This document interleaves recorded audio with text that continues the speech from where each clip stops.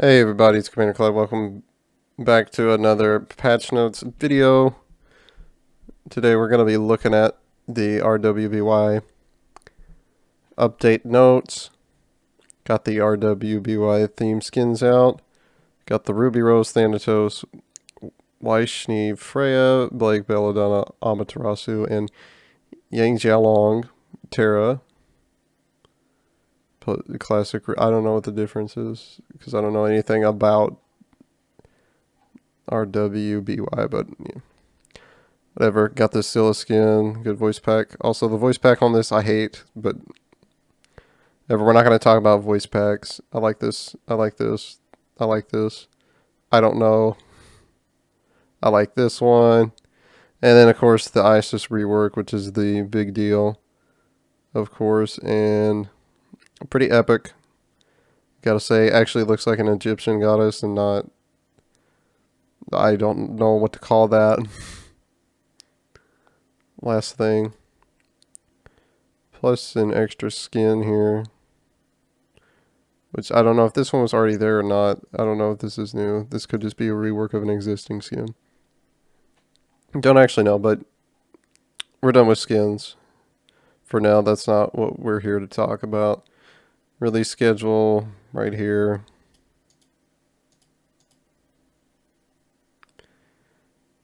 Then RWBY Battle Pass. Decrease the total BP from 85,000 to 75,000 on the Premium Pass. The Prestige Pass still requires 85,000 BP to complete. Players will have an additional 2 weeks to complete this pass. It will run until Season 7 launches. This Battle Pass has 4 new Tier 3 skins and a Prestige skin, as well as many more Enigma chests and loaded items. The Battle Pass costs 750 gems, or 1350 to unlock with bonus points. New rewards. All these skins get announcer packs. Well, you get the skins first, and then announcer packs, loading frames, emote, blah, blah, blah. It's all themed around that.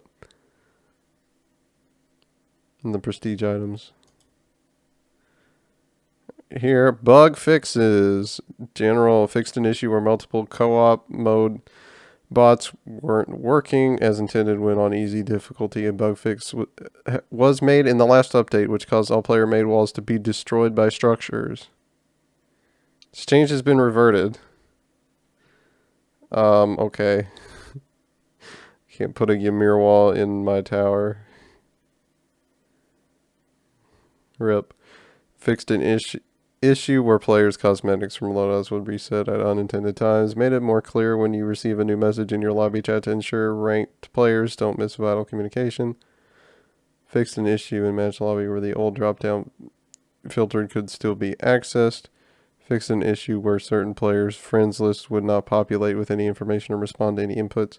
Fixed an issue where other types of chat would appear in the clan chat channel. Fixed an issue where some games would have no general chat lobby in the end of match lobby. Arena fixed an issue where players could avoid tower damage even when inside the tower radius in some specific spots. How bizarre. Fixed an issue where the pyromancer would not attack players who stood in specific spots. What is this? Can you guys not fix your targeting? That's my video exporting from earlier. Excuse me. Let me just take care of that. Okay. Duel players will now always gain or lose MMR regardless of the match length. Very quickly, they have destroyed that exploit as soon as it was pointed out that it would happen. Clash fixed description that stated players would be playing against bots in PvP matches. God's Horus fixed an issue where Horus Ultimate did magical damage. That's a problem. Kabrakan fixed an issue where Hobwa could knock gods up on top of the walls Kabrakan Ultimate creates. He can still do that with Thor Wall, though, can he? Scotty fixed an issue where Calder could fall through the floor of maps. Bad dog. Oops. Goodbye forever. This falls through the floor. Goodbye. Jormungandr fixed an issue where Jormungandr could get into a bad state if he died while firing his ultimate. What do you mean bad state? Kumbhakarna, gods with execute abilities will not execute Kumbhakarna, ignoring his passive and immediately killing him. assuming his passive hasn't already been triggered. Kumbhakarna will not have his passive consumed or put on cooldown if he is executed in a way that prevents it from triggering. Gods from other abilities that prevent death will not be affected by this change, and their interactions will remain the same as always. Currently, Kumbhakarna can still be executed if he is already in his passive triggered state. This is being updated. Wait, can still be... What? I thought he wasn't able to be executed. I'm confused. To the behaviors for Kumbha not to have any execute effects on him or be executable when he is already in passive. Persephone fixed an issue where the flower form of her plants were not hitting in the intended cone area. Persephone will behave in a similar way as Kumbha. If she is executed, she will not revive from her passive, and her seeds / cooldown for that passive will not be consumed. It kind of makes execute gods more valuable against her specifically, since her passive is stopped and she's just dead.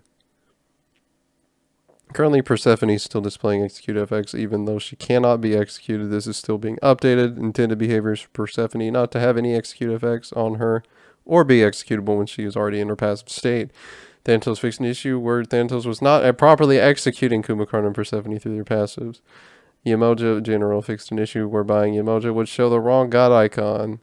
Basic attacks fixed collision bugs so that allied deployables are no longer highlighted and enemy deployables can no longer be hit with a wider radius. Yemoja, oh, this is all Yemoja stuff.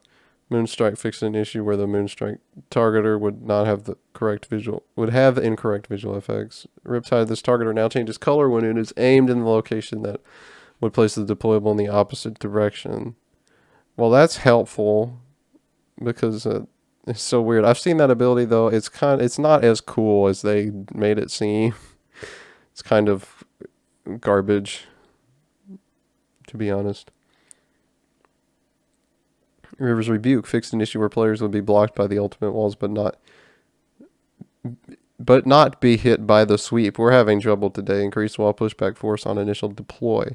Ymir fixed an issue where the Bloody Butcher skin had some inconsistent voice lines. Fixed an issue where Ymir would gain CC immunity from his ultimate, but not be able to escape Persephone ultimate. He can now escape the vines if he moves out after firing his ultimate.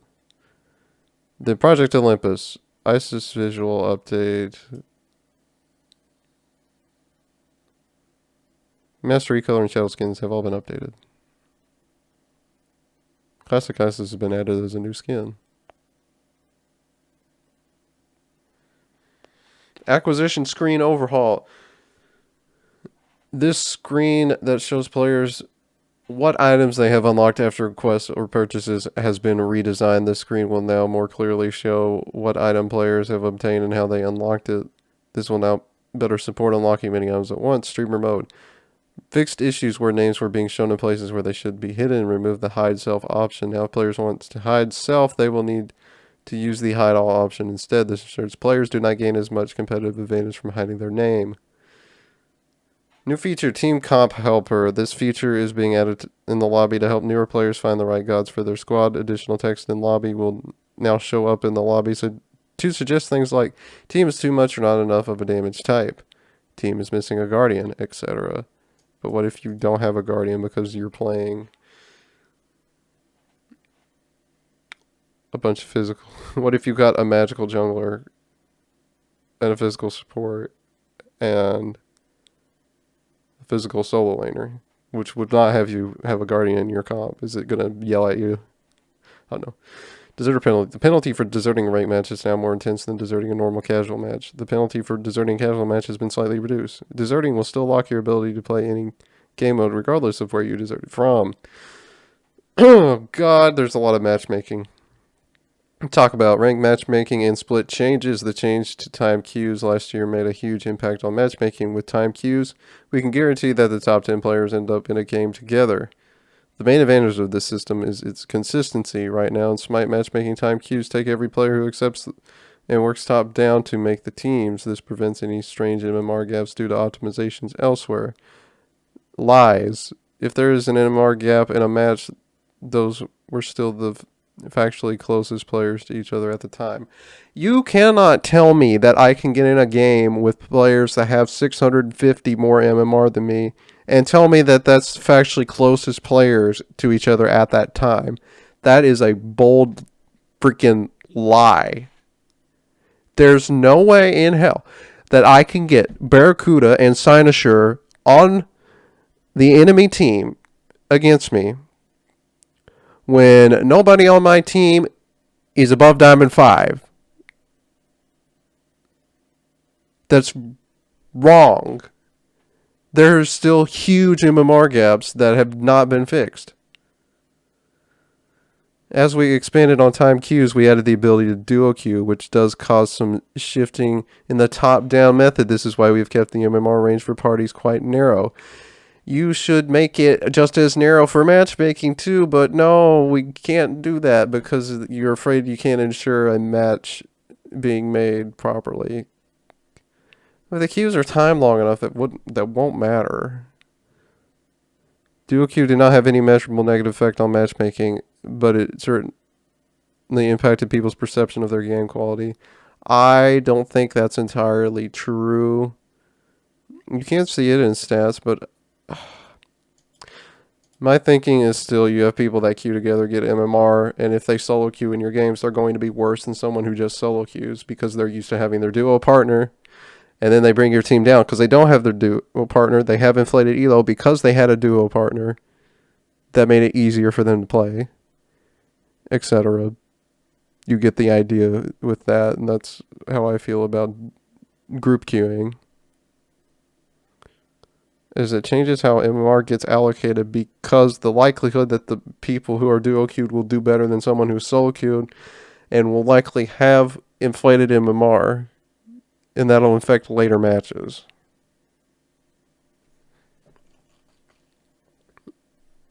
Which could be part of why you end up with players that are just bad on your team.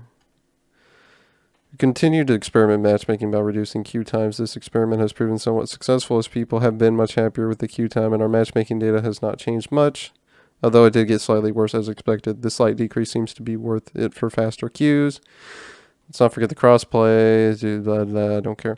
Matchmaking feedback has been rather quiet. We see less social media images sharing bad matches than ever, but one thing still wasn't feeling right. We saw lots of community feedback that split how specifically ranked matchmaking felt random and inaccurate.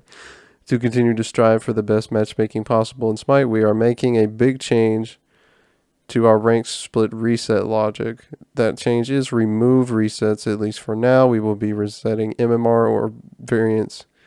We will not be resetting MMR variants nearly as often. Even when 7.1 ships, we will aim to only reset variants, essentially empowering players move up or down more easily for a period of time, but while keeping them at their current MMR. They still need to change how MMR is rewarded. There needs to be hard limits.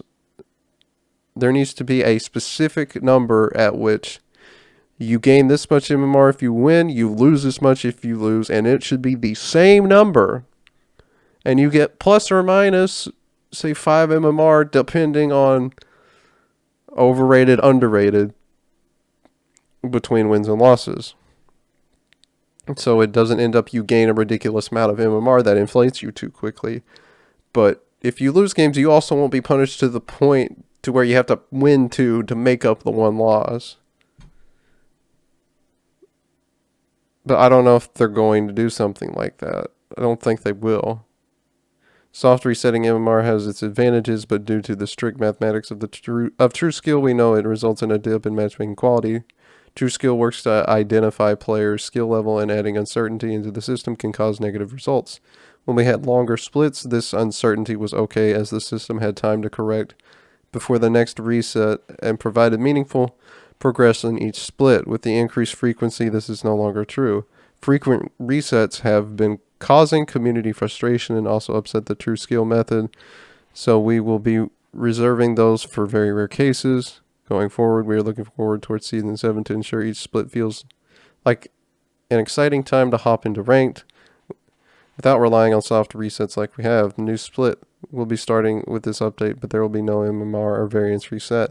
TP we will reset, reward progress will reset, and new rewards will be available. God leaderboards will reset. No MMR reset, no variance reset. The issue I see with this is you could still just get the same bad matchmaking you have right now. It may be at levels off later. You have to get through all the bad games first, which I don't know is great because you're just going to demote before you get anywhere. I don't know. We'll see.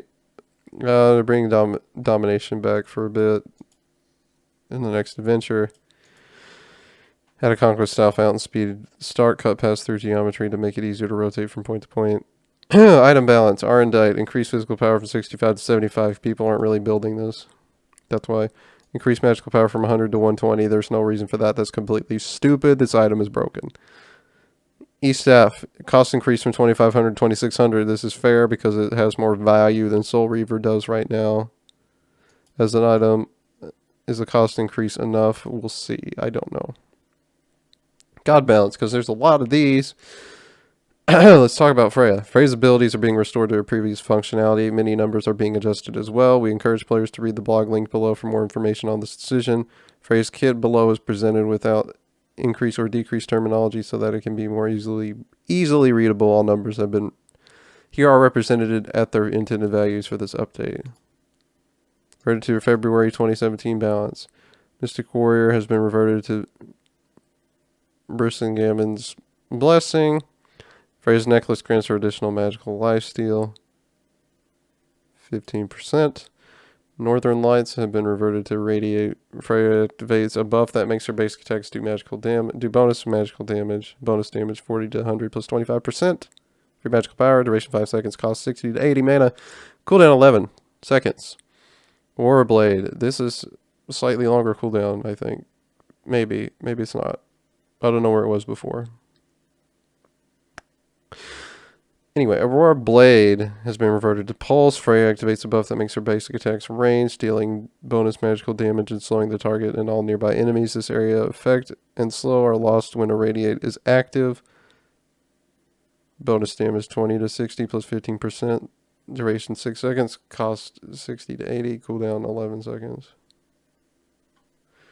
So this does typical bonus damage, and then you get the range thing.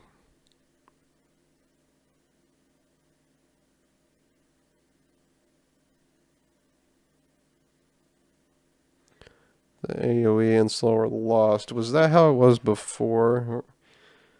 I don't know if the power numbers are the same. May not be. Banished underground target location. Freya banishes enemies into the air for a short time. The enemies can't be hit or take action while this is going to be the same. Valkyrie's discretion. Damage per blast 100 to 240. Duration 3.6 seconds. Cost 90 to 110. Cooldown 90 seconds.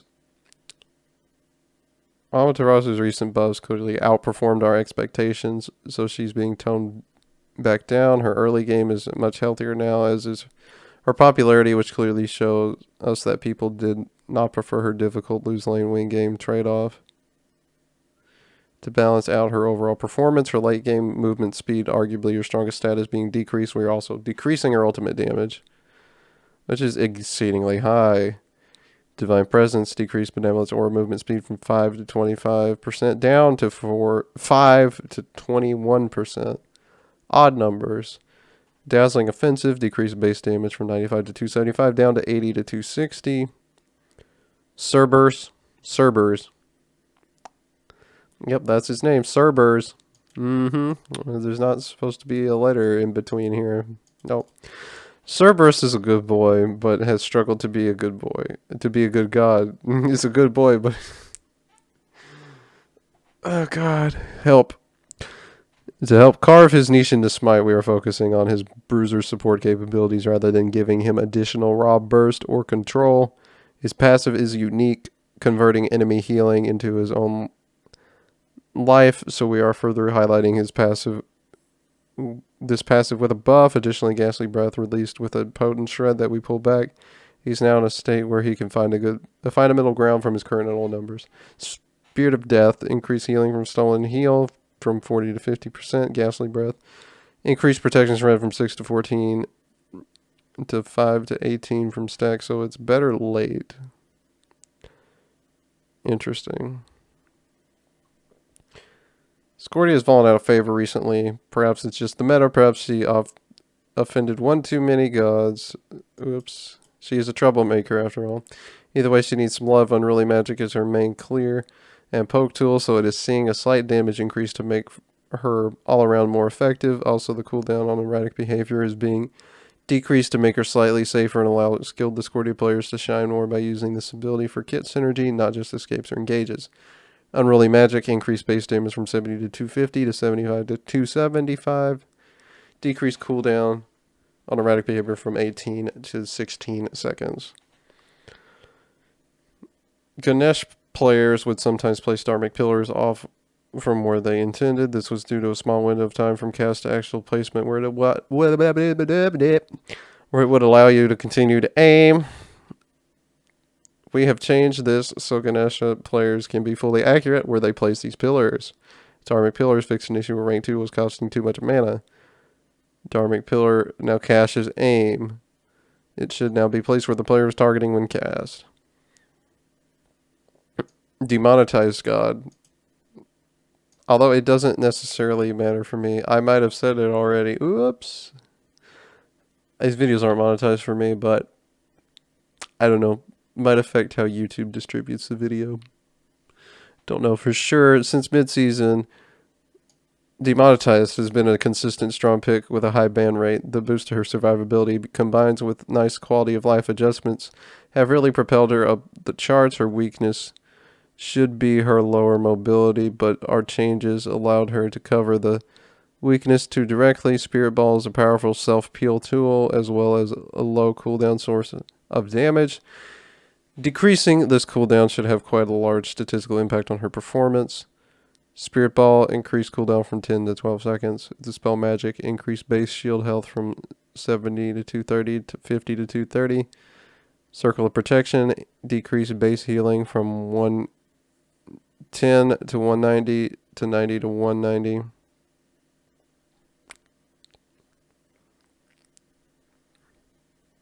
Those are good nerfs. Everyone's favorite E-boy. What do you mean? What are you talking about? What is this shit? What are they talking about? I've been getting too many likes lately. Is it what the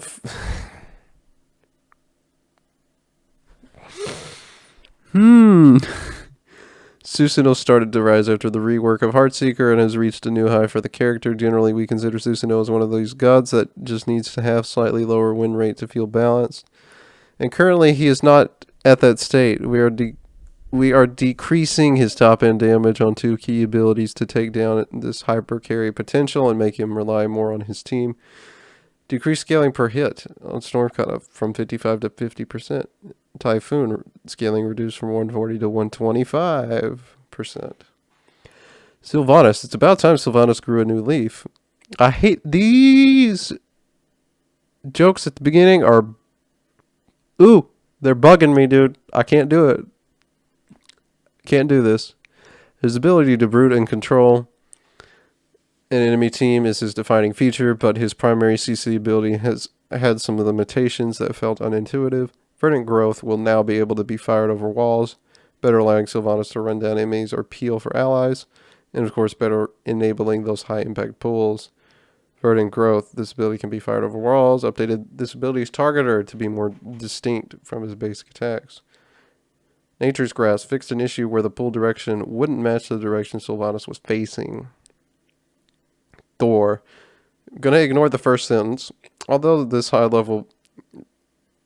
level pick ban rate increased, this win rate did not follow. Our primary goal was to make Thor an attractive pick at high end again, and that had succeeded handily. After watching his metrics and monitoring feedback for a few months, we feel safe to nerf this character. His new components should still allow him to be an interesting pro pick, but this should tone down frustrations players have in normal games by lowering the instant burst potential of his ult. Decrease damage from landing impact from 120 to 300 to 100 to 300. There was an issue where the landing impact was listed as dealing more damage than it was doing. Decrease lightning damage on the initial target from 20 to 60 down to 15 to 55. And finally, Tier. Power Cleave healing reduced from 30 to 130 to 20 to 120. Because he just got a little bit too much control in the lane. And with that, ladies and gentlemen, that is going to do it with our review of the RWBY patch notes. today. Thanks everybody for watching. Subscribe and like the video if you enjoyed. Leave a comment down below if you want about the new update. And as always, check the helpful links down in the description, and I'll see you guys later for some more Smite. Might have some videos about the skins out soon. I don't know for sure if they're doing PTS on this. We'll see. Anyway, I'll see you guys later.